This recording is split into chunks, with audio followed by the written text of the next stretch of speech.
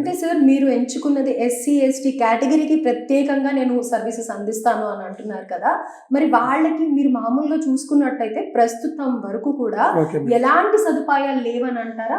ఉన్నాయి మేడం, కాకపోతే వాటిలో నాణ్యమైన విద్య, నాణ్యమైన వసతులు అందడం లేదు. వాటిలో క్వాలిటీ పెంపొందించడం కొరకు శిక్షణలో కానీ, మౌలిక వసతుల్లో కానీ, వాళ్ళకి ఇచ్చే స్టడీ మెటీరియల్లో కానీ, ప్లస్ ఈ ఐటీఐలను ఇప్పుడు తెలంగాణ స్కిల్ డెవలప్మెంట్ సెంటర్స్ అని కొత్తగా వాటికి నామకరణం చేసి వాటిని అప్గ్రేడ్ చేస్తూ ఉన్నారు.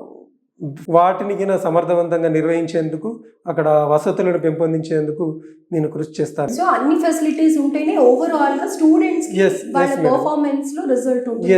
yes madam. అదే విధంగా ఆ 4 జిల్లాల్లో కొన్ని స్థానికంగా కొన్ని స్థానిక కుటీర పరిశ్రమలు ఉంటాయి మేడం. వాటిని బలోపేతం చేయడం కొరకు ఏ ప్రాంతం ఆ ప్రాంతం 4 ఉమ్మడి జిల్లాలకు ఒకే గంపగుత్తగా ఒకటే మనం కలిపి ఎజెండాను తయారు చేయలేము.